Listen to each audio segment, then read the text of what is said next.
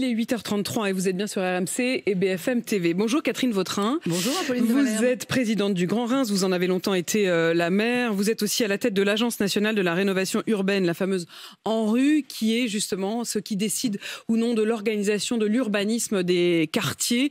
On va revenir évidemment sur la suite de ces émeutes. J'aurais presque pu vous appeler Madame la Première ministre, c'est désormais de notoriété publique, vous l'avez vous-même dit, vous êtes passée à ça, d'être à Matignon, à quelques heures près pratiquement. On va y revenir évidemment et se demander si parfois vous vous dites pas, au fond, est-ce que les choses auraient été différentes? Je voudrais d'abord vous poser la question de Reims, puisque vous y étiez, vous en êtes évidemment l'ancienne maire et présidente désormais de l'agglomération du Grand Reims. Vous y étiez hier avec le ministre de l'Intérieur, Gérald Darmanin, qui avait choisi d'être à Reims précisément pour ce moment à midi où il y avait ces rassemblements devant les mairies. Reims où le bilan a été douloureux. Tout à fait. Alors, je vais déjà vous préciser que je n'ai jamais été maire de Reims. J'ai toujours... Pardon, adjointe au maire et présidente de la région, enfin de l'agglomération. Je ne veux pas faire d'usurpation de titre. Donc, effectivement, je suis présidente de l'agglomération. Effectivement, à Reims, le bilan a été important jeudi soir.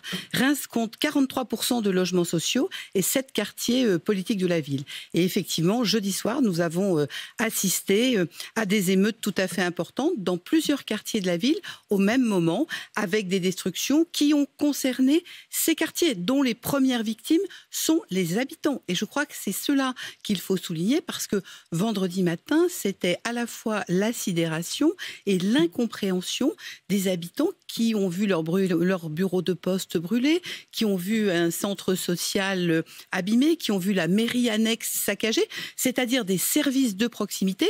Et je ne parle pas des transports urbains, avec par exemple 2 rames de tramway qui ont fait l'objet d'incendies. Donc quelque chose qui, d'une part, est de la délinquance absolue et qui, d'autre part, cause le principal préjudice aux habitants des quartiers. Vous étiez d'ailleurs aux premières loges, vous les avez vus, ces actes, vous avez vu ces moments. Qu'est-ce que vous avez ressenti dans ces nuits-là?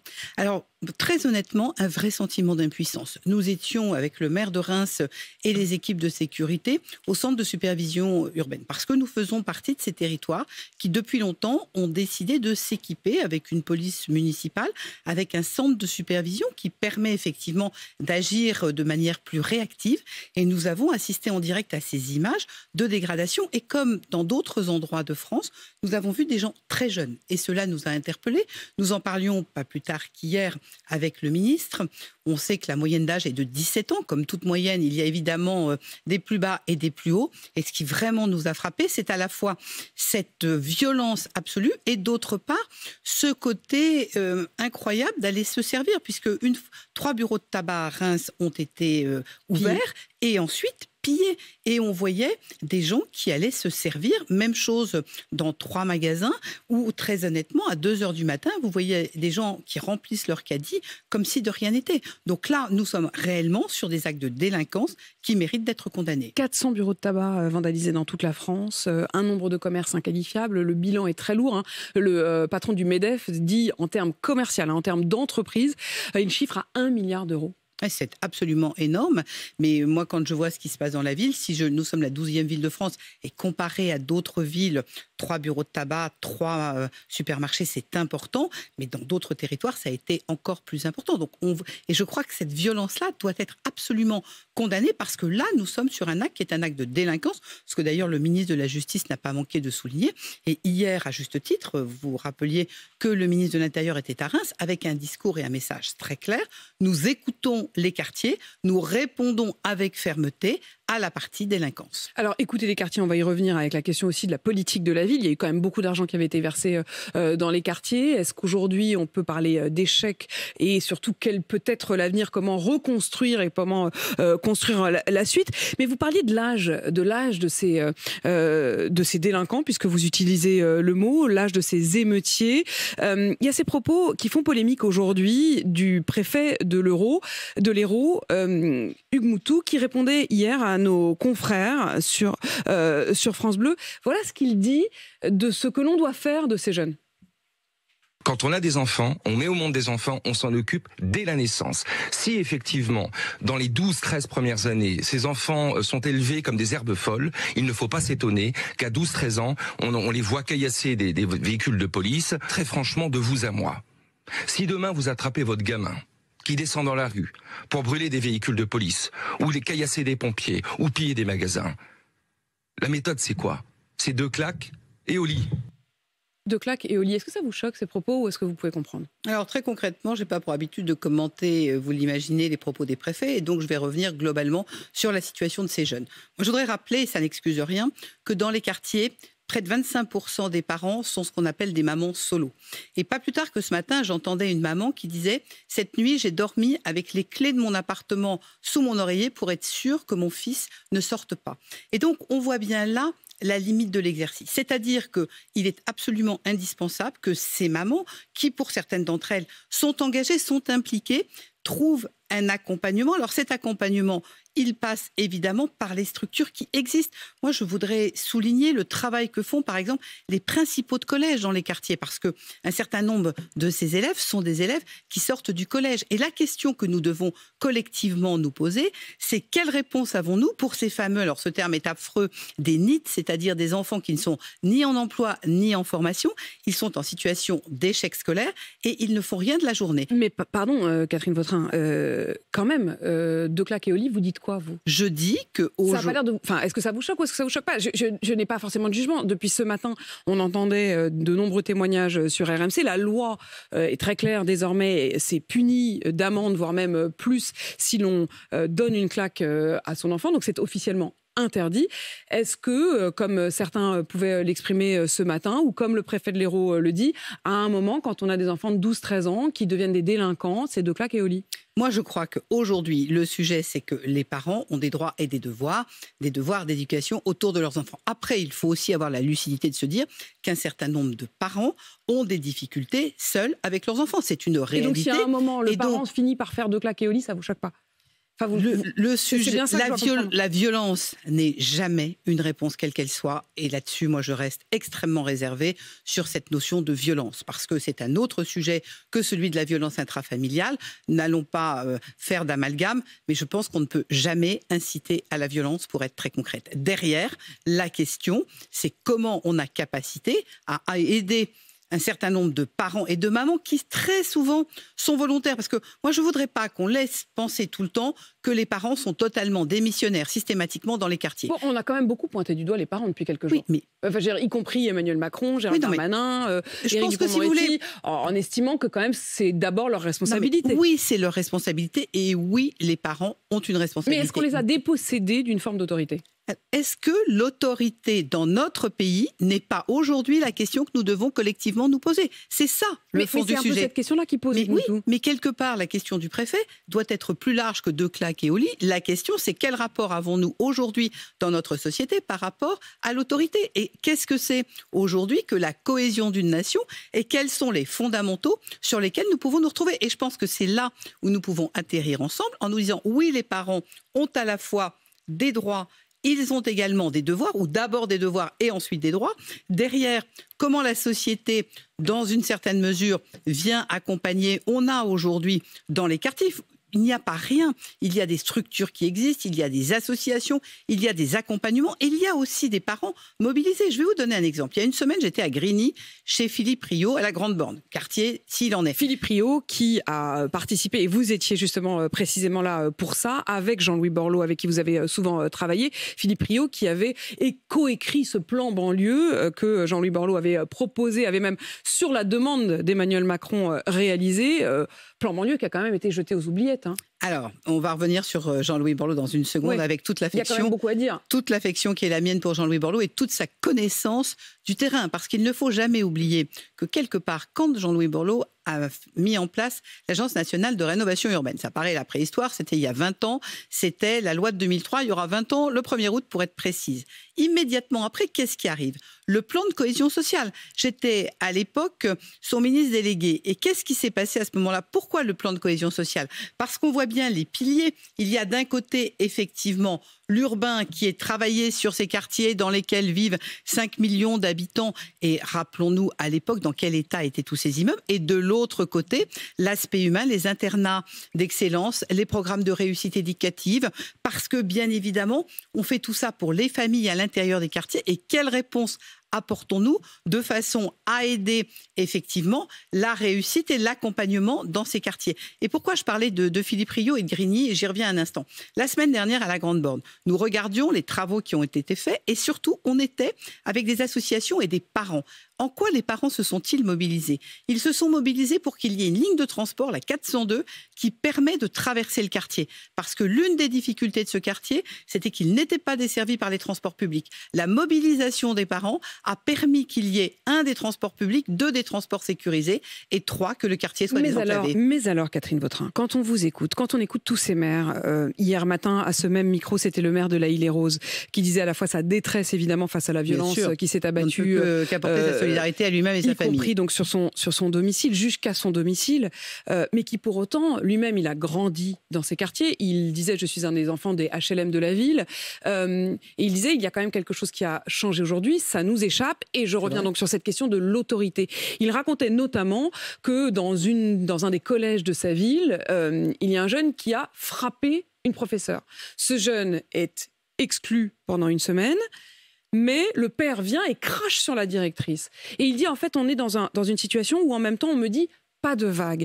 Est-ce que cette question de l'autorité, on n'y revient pas aussi là? C'est-à-dire, bien sûr que oui, mais bien sûr dans que oui. Le fait qu'on ait dit, pas de vague, on ne sait pas trop comment faire, on ne laisse plus les enfants redoubler, parce qu'on s'est dit qu'il fallait qu'ils avancent. Mais il dit cette expression, le maire de La Île-et-Rose, il dit, il traverse l'école plutôt qu'il n'acquiert vraiment des compétences. Est-ce que tout cela est lié? Moi, je trouve que c'est non seulement lié, mais que ces constats sont très justes. Et donc, la question d'après, c'est que faisons-nous? Alors, si j'avais une boîte magique et des solutions, ça se saurait et je les aurais utilisées. Pour autant, je crois qu'il faut qu'on regarde un certain nombre de dispositifs, et je vais vous donner un exemple. Il y a un dispositif qui n'est pas forcément très connu en métropole, qui est le service militaire adapté. Je ne vous dis pas qu'il faut mettre tout le monde au service militaire, mais on a là une capacité non seulement à accueillir un certain nombre de jeunes, à les aider à se recadrer, à la fois sur le savoir-être, parce qu'un des grands sujets, vous le trouvez d'ailleurs quand vous discutez avec les entreprises qui embauchent un certain nombre de jeunes, qui vous disent le premier boulot, c'est déjà le savoir-être, avant même l'acquisition des compétences. Et donc, on voit bien... C'est quoi le savoir-être ? C'est tout simplement de vous lever, de vous laver, de dire bonjour, d'être en capacité d'écouter, de vous exprimer correctement sans invectiver. Des choses de base qui, normalement, étaient typiquement du ressort de la famille, qui aujourd'hui, malheureusement, ne sont pas acquises par tout le monde. Ça entraîne 2 questions. Une question sur, encore une fois, la responsabilité parentale, je vais y revenir, et les aides qui pourraient être coupées, mais aussi, j'y reviens, ce fameux plan Borloo. Je rappelle les faits. Lorsqu'Emmanuel Macron est élu président, lors du premier mandat, il mandate Jean-Louis Borloo comme étant justement une des personnalités qui connaît le mieux la question de la politique de la ville, la question du développement des quartiers, et il lui demande de rassembler un certain nombre de maires, à l'appel du maire de Grigny notamment, pour mettre en place un plan banlieue. Et le jour de la présentation de ce plan banlieue, Jean-Louis Borloo est à l'Élysée, et devant Jean-Louis Borloo, Emmanuel Macron, d'une manière qui a été considérée à l'époque comme très méprisante, jette en quelque sorte ce plan aux oubliettes.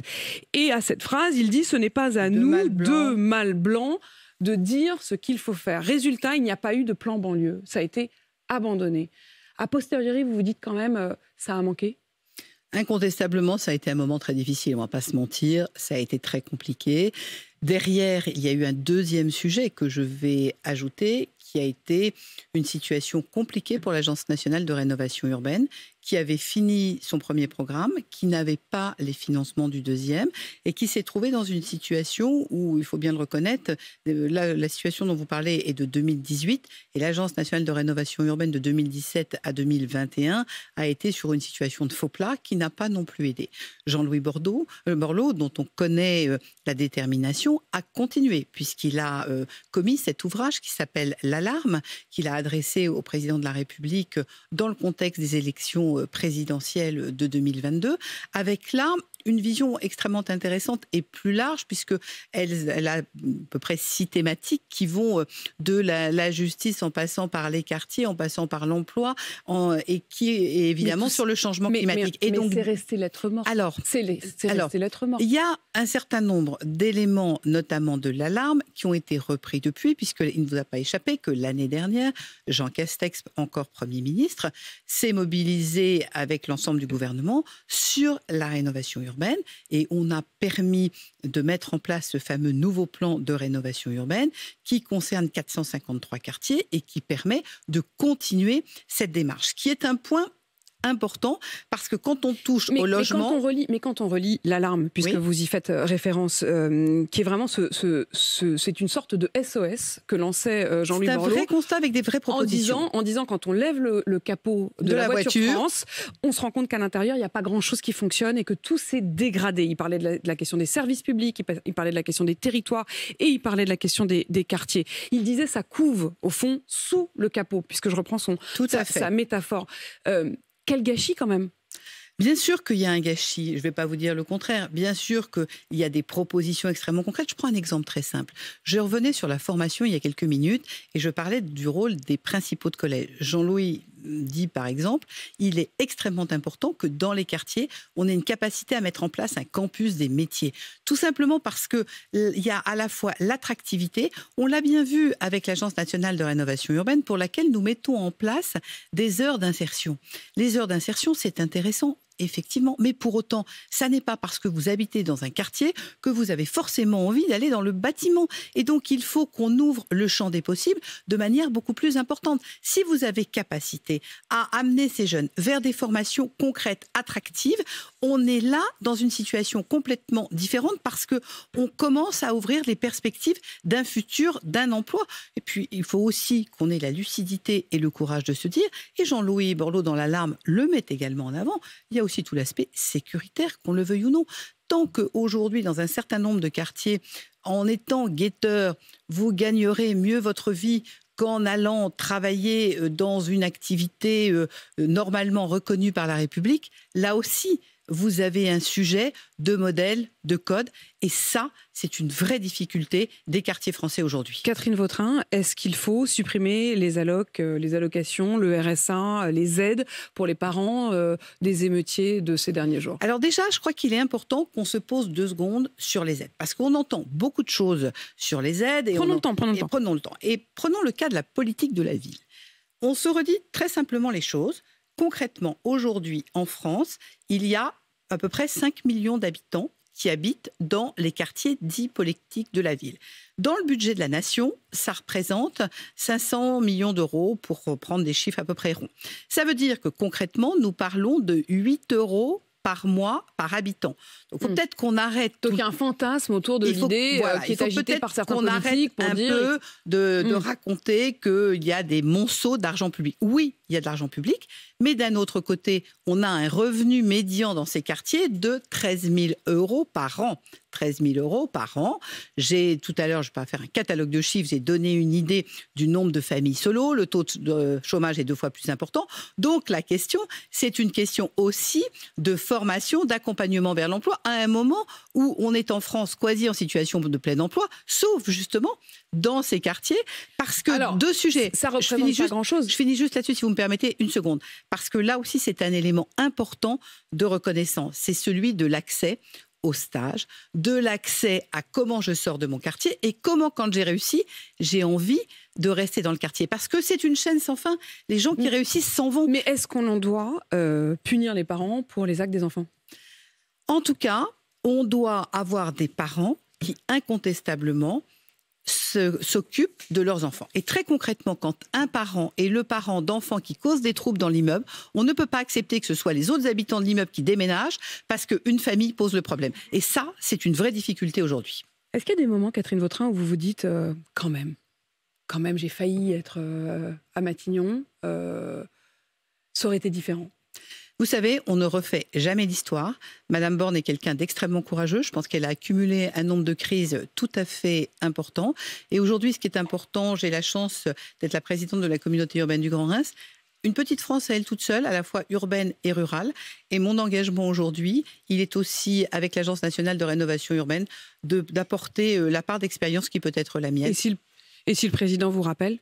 Je n'ai jamais fait de politique fiction. Je ne vais pas commencer, même avec vous. Catherine Vautrin, merci d'être venue ce matin. Vous êtes donc présidente, en effet, du Grand Reims et de l'ANRU, l'agence donc de rénovation urbaine. Il est 8h52 sur RMC.